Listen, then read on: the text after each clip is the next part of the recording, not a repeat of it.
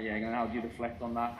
You said it was a bad performance, I think, for the TV. Is that somewhere up pretty much? Yeah, we were just not really ourselves tonight. I really missed. So we started okay, and I cannot say differently like what I said to all your TV colleagues outside. So I think we started okay. Didn't like 100% intensity even in the beginning, but it's a start. You have to, sometimes you have starts like this. But then we lost rhythm and never found it really back. So we had moments where we could have played much better. Look, they played a diamond tonight, at least for a while, first half. And there's no system in the world which is perfect. That means you can use these kind of things. And especially in a diamond, it's, if you fix the last line, you can play left and right, and should play left and right of the 6. So it makes it pretty tricky. Yes, that's quite a challenge for protection, because they had Madison on 10, then Iheanacho and Vardy up front. So it's not so, it doesn't feel comfortable, but you can play there. For these situations, you should not take always obvious thing, like the obvious, like you have a ball free and you can cross and players are in the box, these kind of things, and we forced it a little bit too early. We crossed too early the balls in the first half instead of passing the extra pass.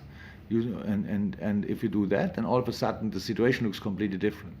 We tried to change that in half time, but for some reason it didn't click tonight, really. And so when they scored the goal, it was clear we are now under pressure. Crowd was there, great atmosphere, and we were pushing them, but didn't use the chances, missed free headers, all these kind of things. And in the end, what I told everybody who was responsible for the Leicester performance tonight, I told them, well deserved, because the story is actually nice.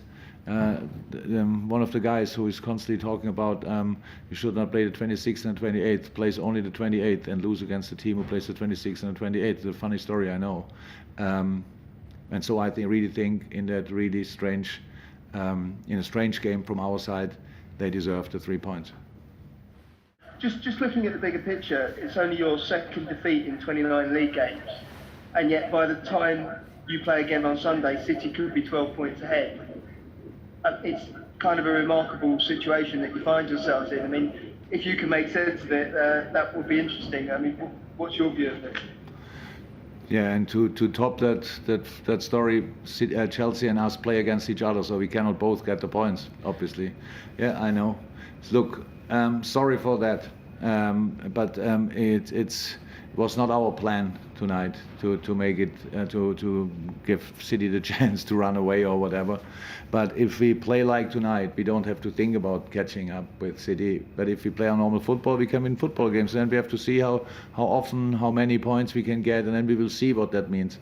But how's that? I don't have a proper explanation for tonight, but to find this explanation is my main concern, and not in this moment the gap to City.